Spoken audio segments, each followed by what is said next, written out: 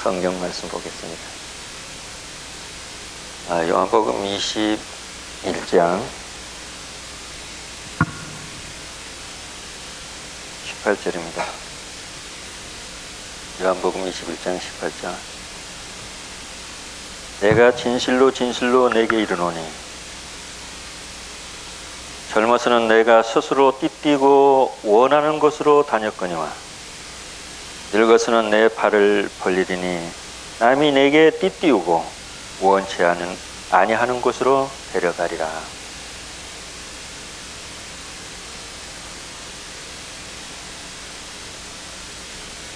엊그저께 뉴스를 보니까 영국의 어떤 노인이 돌아가셨는데 한국에 자기 뼈를 묻겠다고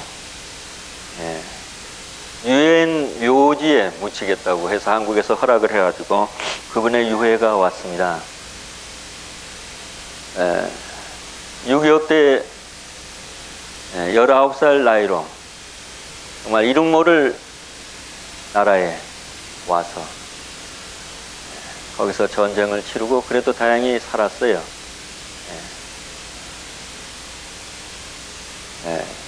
생각해보면 정말 고마운 분들이죠. 그분들이 있었기에 오늘의 내가 있었다. 물론 하나님의 참 보호하심과 하나님의 섭리가 있었기 때문에 그렇긴 사실이지만, 그런데 그 분의 유해를 안장하는데 노병들이, 옛날에 전으로 있던 분들이 그 내려가는 그분의 그 유해를 보면서 전부 거수경례를 하더라고요. 거수경례. 그걸 보면서 제가 눈물이 핑 돌았습니다. 그분들은 평생 군인 정신을 가지고 국가 나라를 위해서, 민족을 위해서 살아왔을 것이다. 또 이름 모를 이 나라에 자기의 젊음을 못 바쳤다고 생각한 그분들을 은혜를 생각하면 정말 감사했습니다. 미국에 여러 가지 이슈들이 많은데 내년 11월 달이면 대통령을 뽑습니다. 우리가 잘 아는 대로 공화당, 민주당. 아무래도 저 생각에는 민주당의 힐러리 클린턴 우리 그분이 되지 않을까 생각합니다만은 그건 모르죠.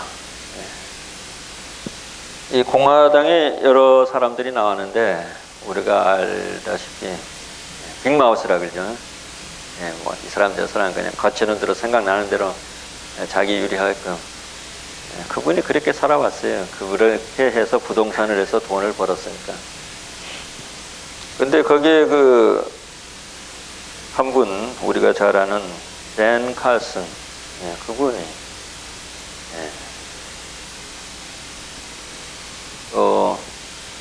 이 트럼프 입으로부터 안식일교인이라는 게 나타났고, 또 댄 칼슨도 요 근래에 구설수에 오르고도 있고 그렇지만 그것이 우리 교회의 교단에 득이 될 것인지 안 될 것인지는 모릅니다. 제가 어렸을 때 청년에게 보내는 기별을 보면서 아이 부인이 이 청년들에게 호소한 게 있어요. 우리는 높은 표준을 가져야 된다는 것. 그래서 큰 학자가 된다는 것, 그렇지 않으면 어떤 사회에 유명 인사가 된다는 것에 대해서 주저하지 말라고 했습니다. 그 목표를 잡았으면 그 목표를 위해서 최선을 다하라는 그런 말씀을 당부했습니다.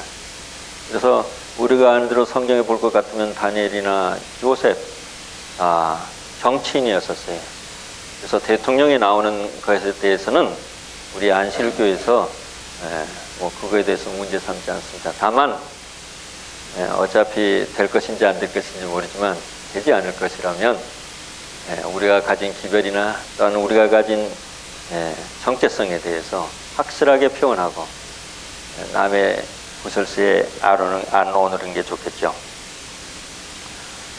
문제는 먹고 사느냐, 이 경제가 참 큰 이슈예요. 쉽지 않다고 생각을 합니다. 그러나 미국은 조금 나아진다고 하지만 글쎄 언제까지 나아질는지는 모르겠어요. 우리 돈을 버시는 분들 돈이 좀 있다고 해서 다 쓰지 말고 모아서 나중을 위해서 모으시기 바랍니다. 또 하나 이슈는 WHO에서 세계보건기구에서 사실은 150년 전에 우리 하이프인이 우리에게 주신 기별입니다만은 바람고기에 대해서 이야기를 했어요. 바람고기. 고기가 가공고기, 육고기는 1급 발암물질은 담배나 마약이나 술 이런 것을 1급이라고 하는데 1급. 그 다음에 그냥 가공하지 않은 것은 2급. 선지 하나님께서 선지자를 통해서 우리에게 말씀하셨습니다. 여러분들이 그 말씀을 순종하느냐 안 순종하냐는 뭐에 달렸냐면 여러분의 건강에 달렸습니다. 구원 문제하고는 다를 수 있습니다. 그러나 건강하게 나의 뜻을 갖고 살려면 한번 생각해 보시기 바랍니다. 한국은 요새 그 역사 교과서에 대한 야단이죠. 그걸 역사 교과서 국정화 사태라고 합니다. 왜냐하면 역사는 어떤 정부가 관여할 일은 아니거든요. 그러나 참다 못한 우리 박 대통령께서 거기에 관여를 하시겠다고 하는데 후세에 그거에 대해서 어떻게 이야기하는지 모르겠습니다. 내년 총선이에요. 총선이라는 것은 한국의 국회의원들을 뽑는 것이죠. 그 다음에 내후년은 또 대통령 선거가 있습니다. 한국도 매년 바빠요. 근데 오늘 특별히 제가 이슈로 문제를 삼으려고 하는 것은 노인 빈곤에 대한 이야기입니다. 노인 빈곤. 제가 올해 나이가 엊그저께 목요일날 11월 12일 제가 음력으로 10월 3일이거든요. 그런데 이 애들이 매년 아빠 올해는 며칠이야 그래서 제가 11월 12일로 왜냐하면 1950년 10월 3일이 양력으로 11월 12일이에요. 그래서 제가 그렇게 픽스를 했습니다. 그랬더니 양력 10월 3일에 생일 축하한다는 메시지도 많이 오고 또 정작 10월 3일인 줄 알고 그 날짜를 보시고 그건 내일 모레 일요일이에요. 그래서 일요일날 생일인 줄 알고 근데 뭐 관계없습니다. 11월 12일로 제가 픽스를 했는데 65세가 됐습니다. 올해가 11월 12일로 결혼 40주년 저희 집사람하고 그러니까 25살에 서로만 그것도 연애기간 7년을 빼면 저희들이 빨리 만났어요. 그래서 이 나이들하고 무슨 중매 그러면 저는 그건 이상하다 그런 생각입니다. 왜냐하면 하이스쿨 때 저는 만난 서로 간의 그 청춘 남녀들이 이게 참 사랑이다 그렇게 나름대로 생각하고 있습니다.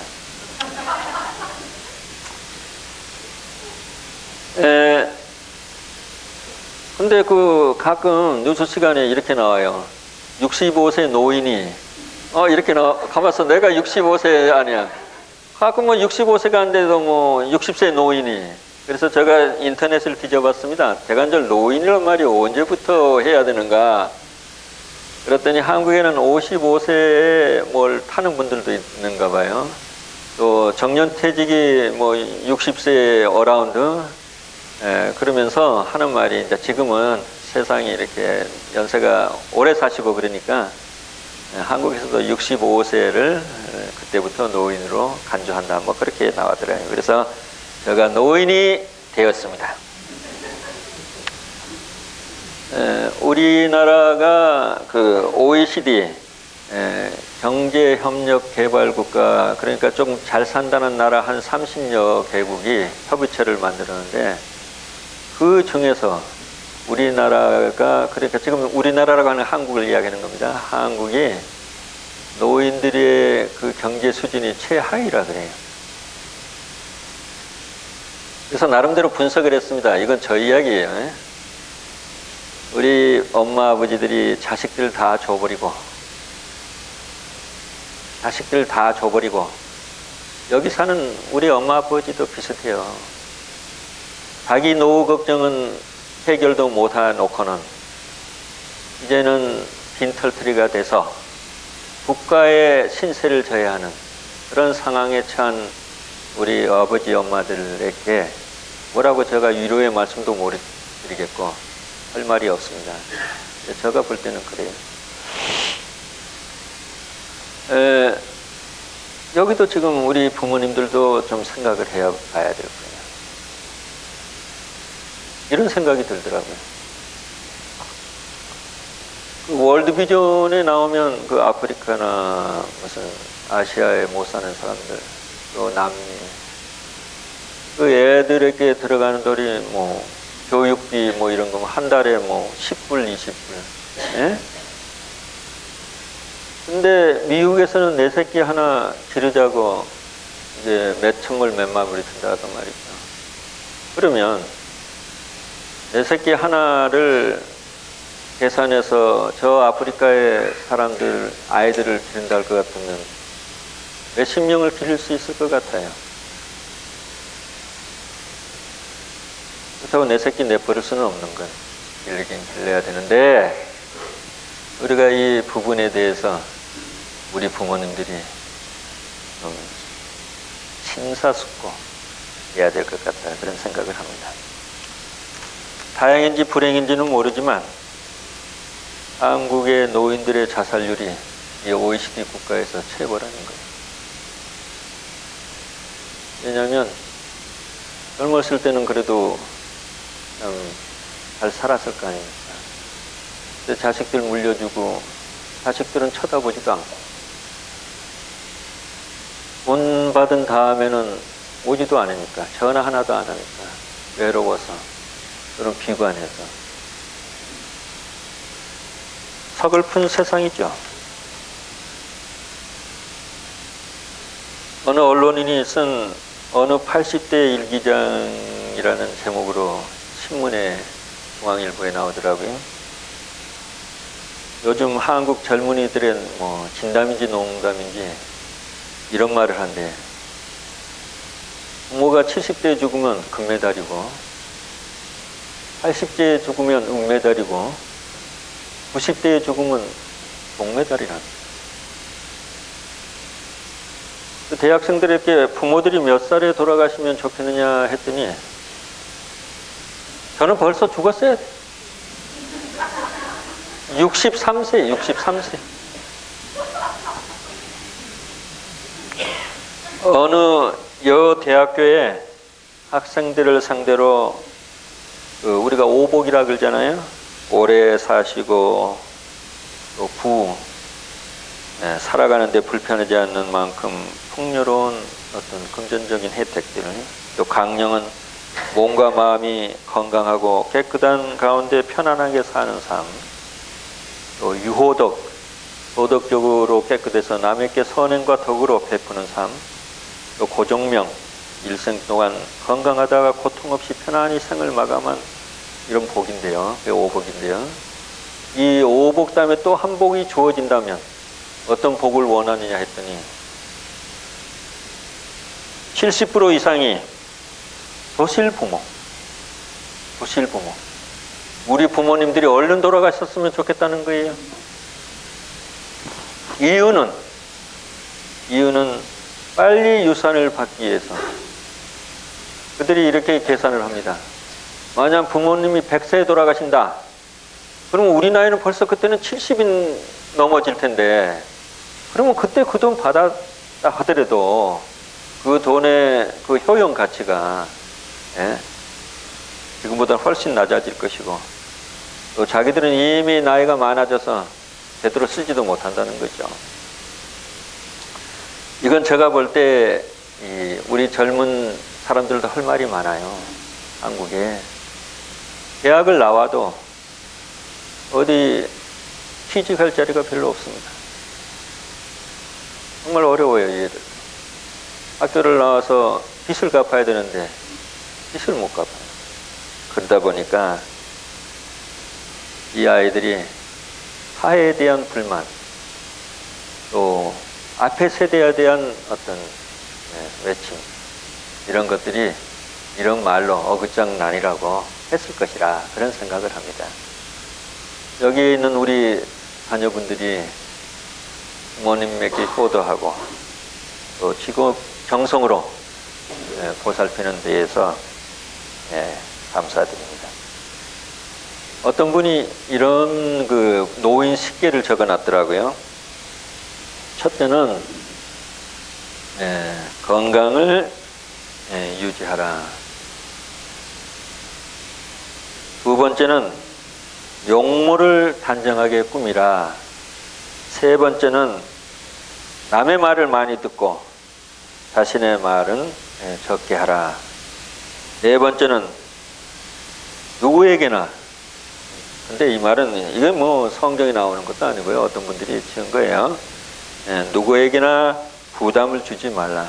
그런데 우리 교회는 부담을 주시기 바랍니다. 그래야 목사님도 할 일이 있고 장로님들도 할 일이 있으니까 그러면서 서로 오가는 정이 있어야 되는 겁니다. 그래서 자식에게도. 그 다음에 다섯 번째, 관대하고 낙천적인 성격을 가지라. 그 다음에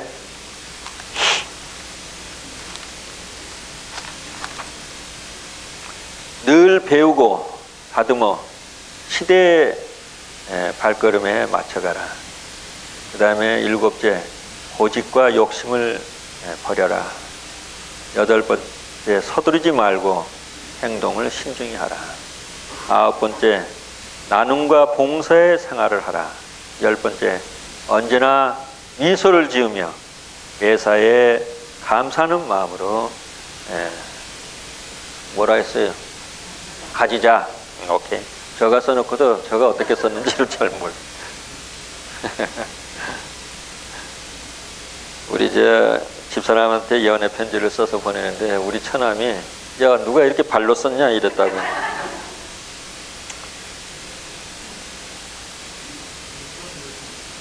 육 번, 늘 배우고 다듬어 시대의 발걸음에 맞춰가자. 그렇게 돼. 5번은 왜 안 보여요? 그래요. 5번, 관대하고 낙천적인 성격을 가지자.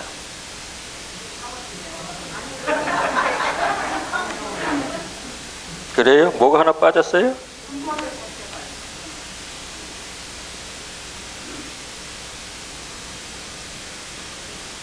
그냥 그거 넘기시기 바랍니다. 나는 10개 다 읽어줬어요. 이거 문자를. 내 이거 보고 읽었어요.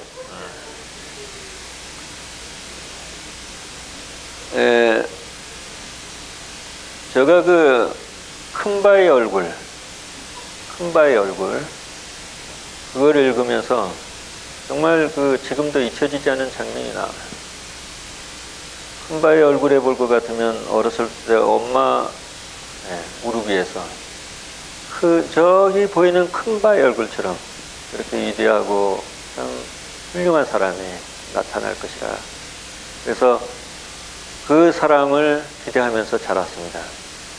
그러나 이 사람이 큰바의 얼굴인가 하면 실망하고 저 사람이 큰바의 얼굴인가 하면 또 실망하면서, 그런데 어느 날 석양에 비치는 큰바의 얼굴을 보면서 그 옆에 앉아있는 그 노인, 이제는 나이가 들어서 참 인생을 마지막으로 가는 그 노인을 보면서 저 멀리 서쪽으로 기우는 태양의 한급빛 속에 큰바의 얼굴을 찾다. 그 장면이. 이제 65세가 제가 돼서 참 우리 어르신들처럼 건강하게 얼마나 오래 더 살렸는지는 모르겠습니다. 알 수 없는 거예요. 그러나 남은 여생이 좀 석양의 한급빛 비치는 그 햇살에 큰바의 얼굴처럼 좀 그렇게 노후가 됐으면 좋겠다, 그런 생각을 합니다. 자식들에게 창피한 아버지가 되지는 않아야 되겠다, 그런 생각합니다.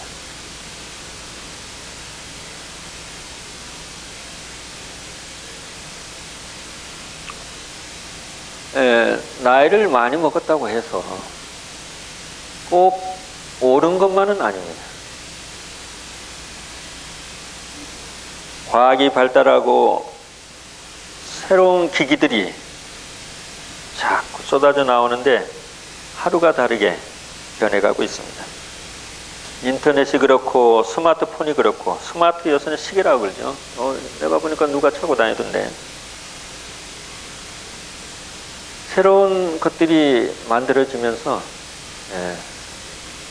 쫓아갈 수가 없어요. 어쩌면 아들, 딸도 이제 9세대가 돼서 손자, 손자들에게 물어봐야 되는지도 모르겠습니다.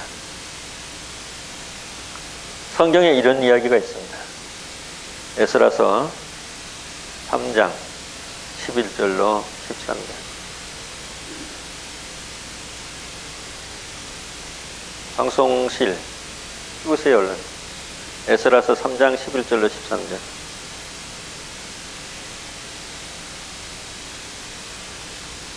제가 읽겠습니다.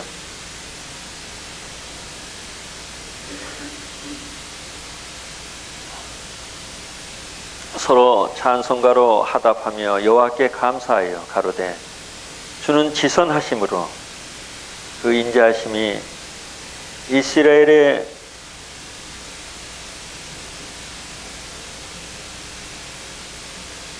제가 읽어야 돼. 찾아야 되겠네요.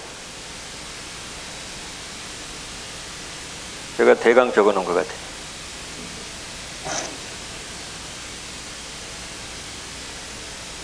에스라 3장 11절로 13절입니다.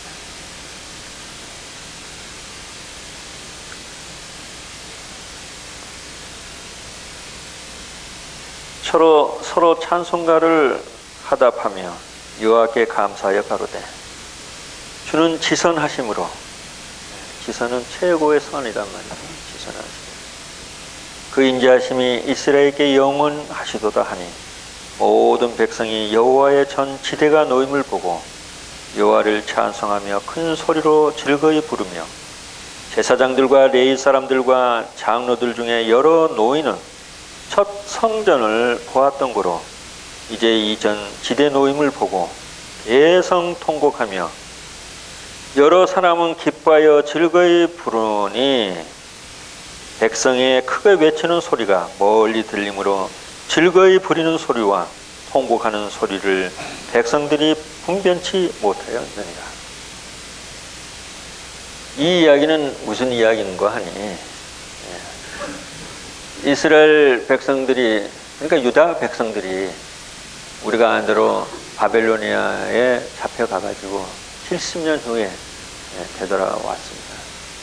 되돌아와가지고 에스라 선지자와 그 다음에 스룹발벨 총독, 그래서 처음 성전의 그 지대를 놓는, 그러니까 성전을 짓기 위해서 밑에 그 돌을 놓는데 그것을 보고 한쪽은 즐거이 찬송가를 부르고 한쪽은 지금 대성통곡하는 거예요. 찬송가를 부르는 사람들은 젊은 사람들이었고 이 대성통곡하는 사람들은 나이 드신 어르신들이에요. 대성통곡. 왜냐하면 그분들은 뭘 보고 자랐냐면 어쩌면 나이가 50세, 최소한도 50세 이상은 돼야 돼요. 왜냐하면 그 예루살렘이 3차 공격 때 성전이 멸망을 했기 때문에 3차 공격이 605년, BC 605년 전 20년 후에 3차 공격이 있었기 때문에요. 그 솔로몬이 지었던 그 휘황찬란한 영광스러운 그 성전을 보다가 지금 왔는데 고레스 왕이 돈은 뭐 되어준다 해도 그 기초를 보니까 너무 참 보잘것이 없는 거예요. 그 보잘것을 없는 그것을 보고 대성통곡하지 않을 사람이 없는 거예요. 그건 사실이에요. 예. 그 노인들이 대성통곡한 게 잘못된 건 아니에요.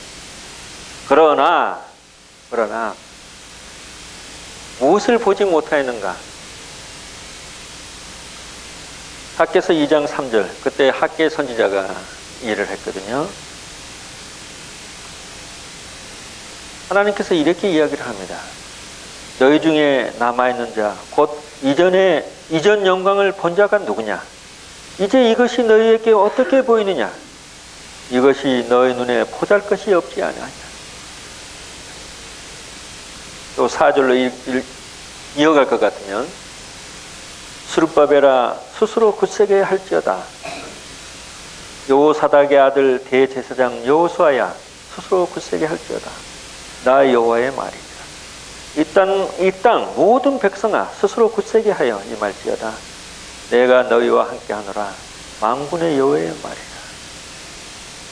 학개서 2장 9절을 볼 것 같으면요, 상단에 이전에 나중 영광이 이전 영광보다 크리라. 만군의 여호와의 말이다. 이 보잘것없는 스룹바벨이 지은 이 성전이 500년 후에 누가 나타나세요? 우주의 하나님,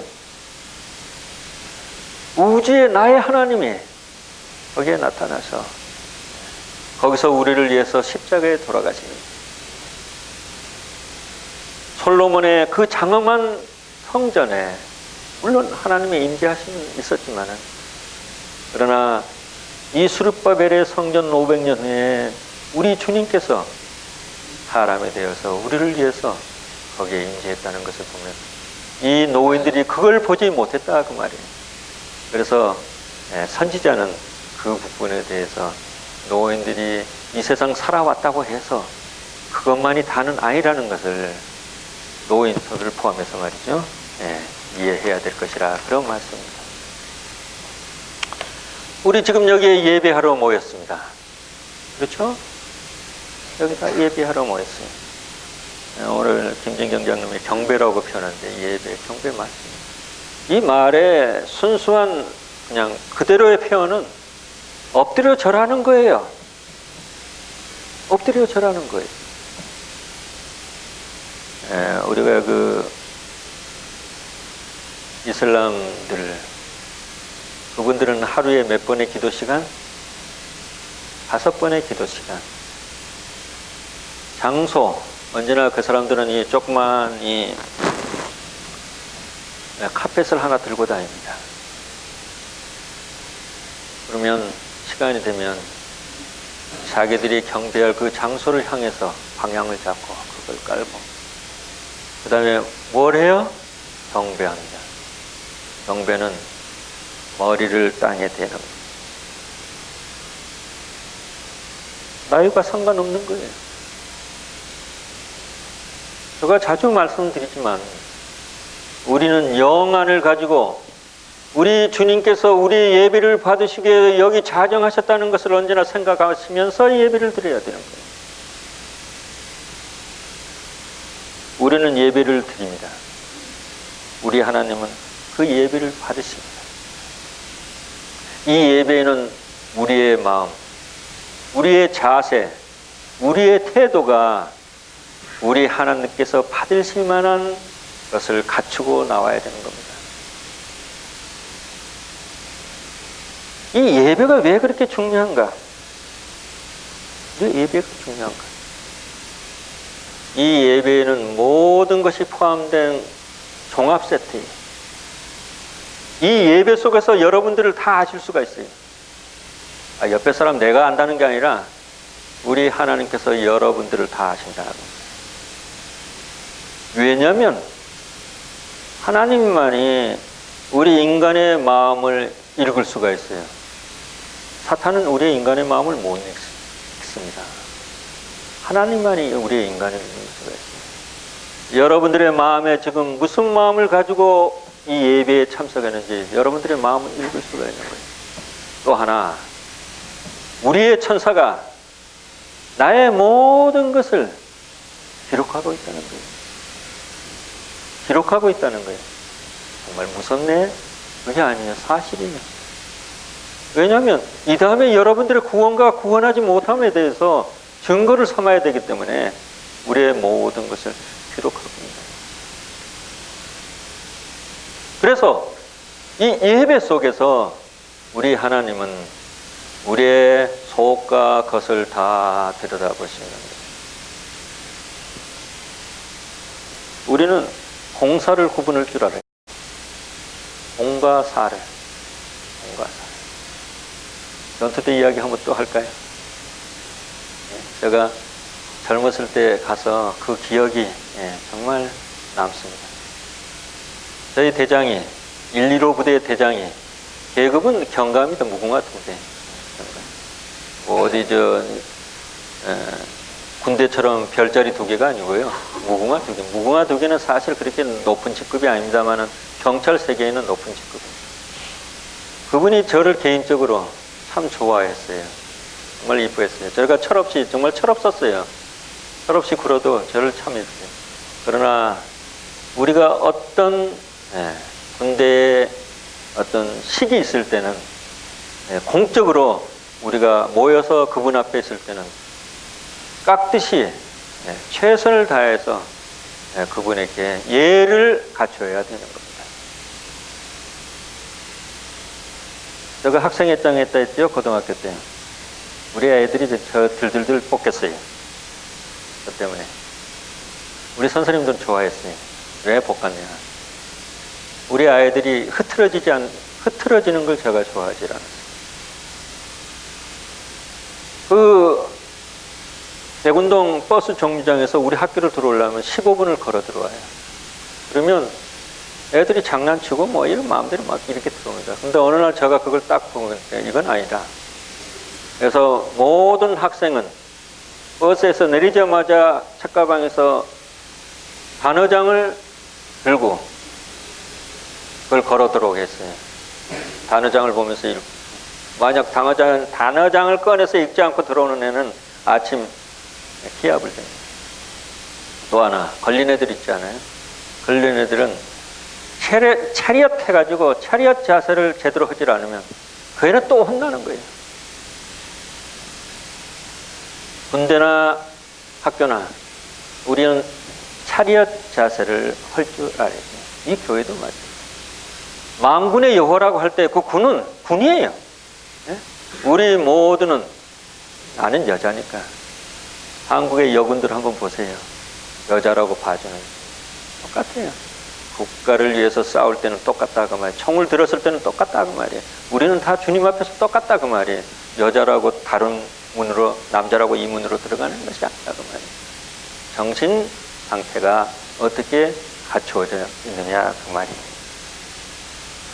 그래서 그 이스라엘 백성들이 예굽에서 나올 때는 우리가 안대로 최소한도 200만은 됐을 것이라고 그래. 200만. 근데 성경에 볼 것 같으면 항우를 벌리고 그런 표현을 많이 씁니다. 항우. 항우가 뭐냐? 이 군인들이 행렬을 할 때 줄을 맞추고 행을 마치고 종을 마치듯이 모든 이스라엘 백성들이 군인처럼 그렇게 갔다 그 말이에요. 또 하나는 그 사람들은 아무렇게나 그냥 내 좋은 데로 가서 여기 나는 여기 잡고 당신은 저기 잡고 그래서 텐트 생활한 게 아니에요. 모든 지파마다 그 성전을 중심으로 해서 세 지파씩 사방향 세 지파씩 12지파 그 다음에 네 지파는 안에 이렇게 해서 하나님 앞에 하나님께서 그렇게 가르쳤다고 말합니다. 하나님은 질서의 하나님, 하나님은 제도의 하나님, 이 교회의 모든 것을 만드신 분이 우리 하나님, 예수님. 우리 예수님은 우리를 위해서 십자가에 돌아가셨어요. 얼마나 사랑스러운 우리를 사랑하는지 몰라요. 그러나 그건 개인적이에요. 그러나 이 교회의 이 예배 때는 우리가 하나님 앞에 예를 갖춰야 된다 그 말이에요. 여러분들이 그 대속죄일 날 말이죠. 대제사장이 입는 옷을 한번 생각해 보세요. 그냥 되는 대로 아무렇게나 입고 교회에 그렇게 하는 거 아니에요. 대제사라는 것은 하나님께서 친히 가르쳐줬어요. 옷 하나하나도 가르쳐줬어요. 그렇게 짜가지고 그걸 순서대로 입어야 돼. 입기 전에는 샤워를 해서, 샤워가 아니라 목욕을 해서 완전 하나님 앞에 이렇게 가르쳤어요.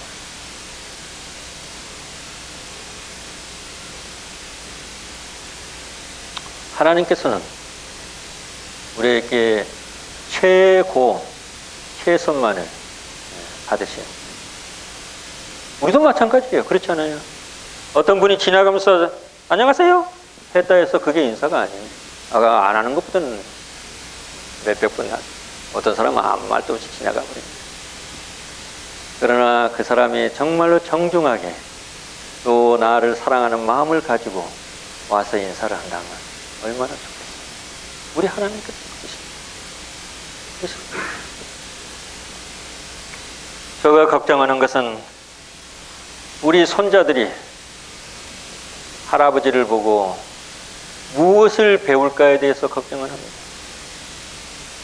우리 할아버지가, 할머니가 어떻게 사셨는가에 대해서 이 다음에 지네들이 이야기할 때 그래도 하나님 앞에서는 최선을 다하고 살았다고 그런 이야기를 듣고 있습니다.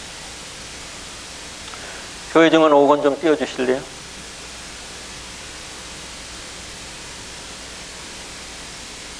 조금 길어요. 제가 근데 이걸 많이 잘랐습니다. 화나실까 봐서. 어떤 걸 봐야 되나?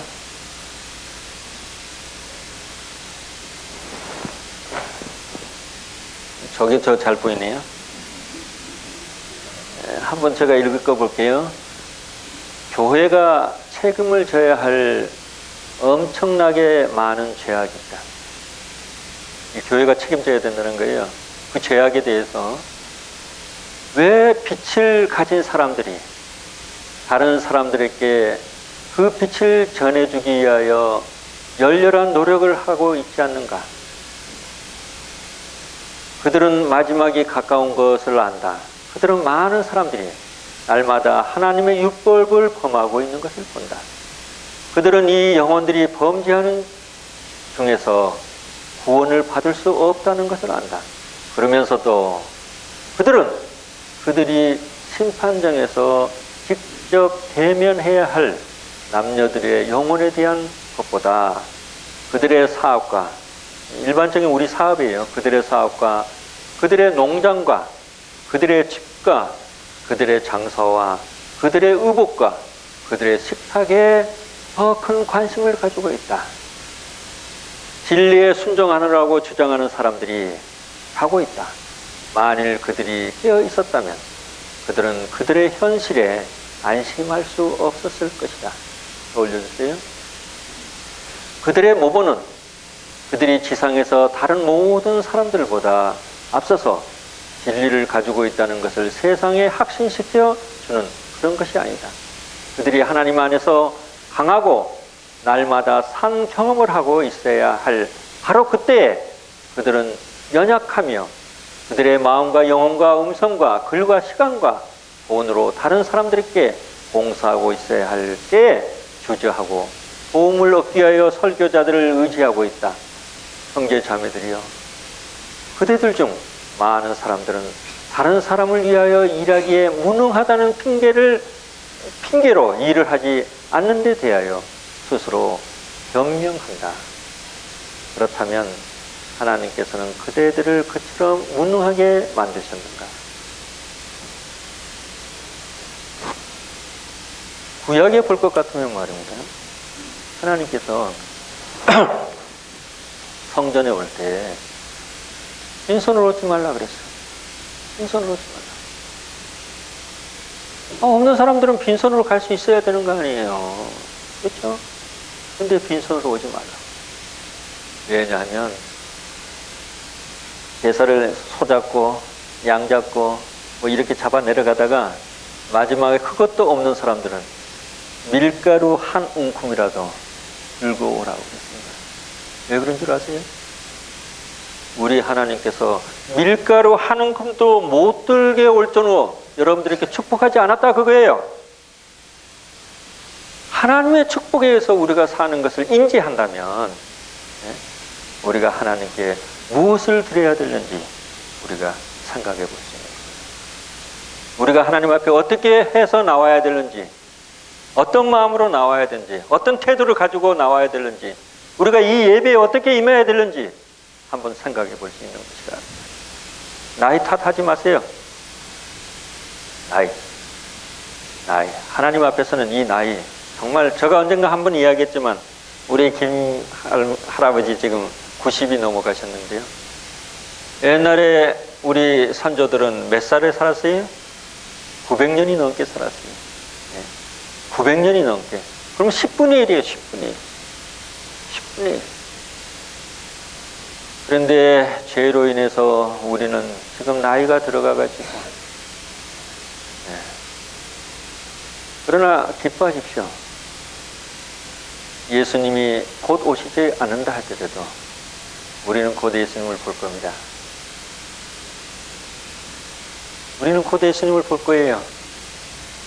우리는 다 죽는 게 아니에요. 주 안에서 잠자는 거예요.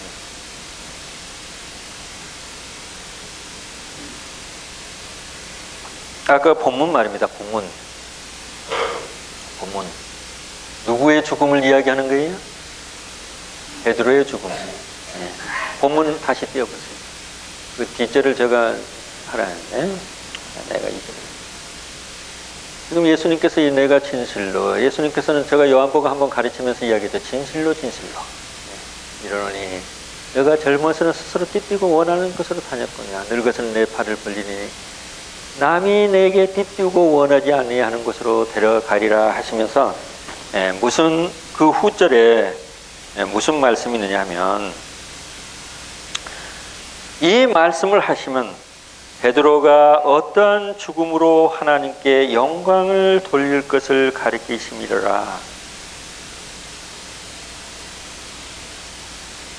어떠한 죽음으로 하나님께 영광을 돌릴 것이다. 우리의 죽음이 하나님께 영광 돌리게 되시기를 바랍니다. 이 글을 쓴 요한이 이 글을 쓸 때는 베드로는 이미 이 세상 사람이 아니었어요. 베드로는 이미 죽임을 당했어요.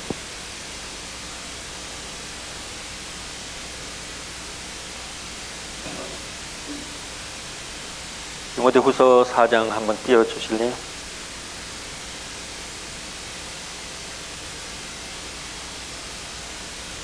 네. 관제와 같이 벌써 내가 부음이 나의 떠날 기약이 가까웠도다. 내가 선한 싸움을 싸우고 나의 달려갈 길을 마치고 믿음을 지켰으니 이제 후로는 나를 위하여 의의 면류관이 준비되었으므로 주 곧 의로우신 재판장이 그날에 내게 주실 것이니 내게만 아니라 주의 나타나심을 사모하는 모든 자에게.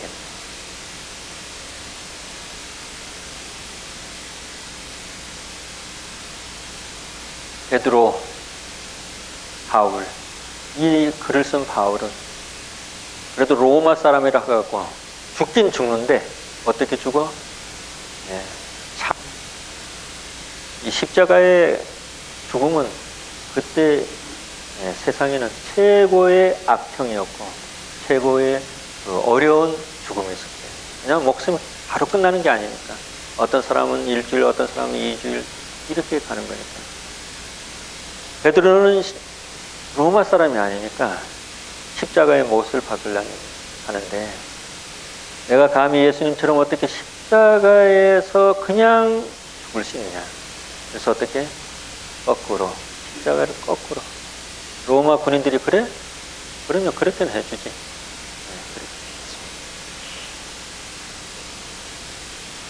코바디스, 제가 여러분들에게 많이 보라 그랬죠.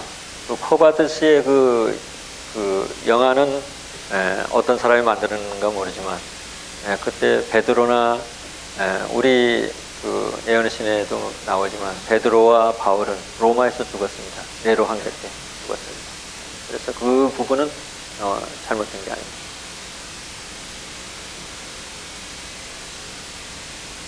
제가 여러분들에게 또한 우리 목사님, 장로님, 기사님 모두에게 두 가지를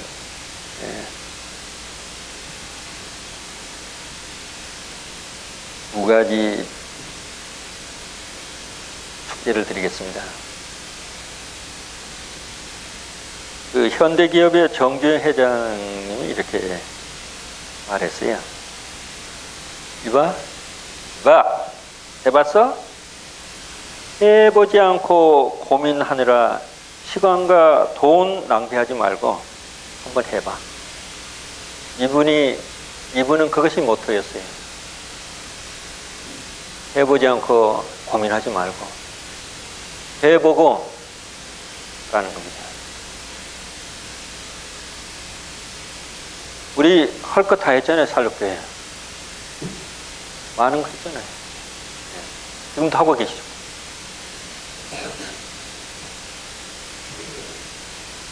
저는 여러분들에게 우리 선교회장님이나 여성 선교회장님 모든 교원님들이 불식 이상 짝을 지어서 직접적으로 여기 저거는 우리 목사님이 기도만 하라는데 이제 기도는 끝났을 거고 직접적으로 찾아 나서야 돼요. 직접적으로 찾아 두 가정 필요해서 한 가정만 같이 나가세요. 용기를 하나님께서 용기를 안 준 게 아니라 우리가 용기를 안 가지고 받을 만한 사람을 받으세요. 또 하나는 제가 연합교회도 가서 그런 이야기 했지만 못하더라고요. 우리도 쉽지 않고 옛날 그렇게 하고 싶다고들 했는데 그 건강식품점입니다. 건강식품. 우리는 어차피 돈 쓰는 거 아니에요, 교회에서. 그렇다면 건강식품점을 하나 내서 거기서 우리가 할 수 있는 여성들이 할 수 있는 모든 분야, 요리 강습이라든지 그렇지 않으면 모든 거기서 할 수 있는 모든 그렇게 한다 할 것 같으면 이 안식일날 교회에서 물건 가지고 드나드는 것 이런 거 하지 않고 거기에 사랑방이 돼서 이 교민들을 만나고 그렇게 한다면 좋겠다 그런 생각을 합니다. 할 수 있으시면 해보시기 바랍니다. 계시록 21장 올려주시기 바랍니다. 새 하늘과 새 땅입니다. 또 내가 새 하늘과 새 땅을 보니 처음 하늘과 처음 땅이 없어졌고 바다도 다시 있지 않더라. 또 내가 봄에 거룩한 성 새 예루살렘이 하나님께로부터 하늘에서 내려오니 그 준비한 것이 신부가 남편을 위하여 단장한 것 같더라. 내가 들으니 보좌에서 큰 음성이 나서 이르되 보라 하나님의 장막이 사람들과 함께 있으며 하나님이 그들과 함께 계시리니 그들은 하나님의 백성이 되고 하나님은 친히 그들과 함께 계셔서 모든 눈물을 그 눈에서 닦아주시니 다시는 사망이 없고 애통하는 것이나 곡하는 것이나 아픈 것이 다시 있지 아니하리니 처음 것들이 다 지나갔음이러라. 그 다음에 22장 1절 2절 안 거요.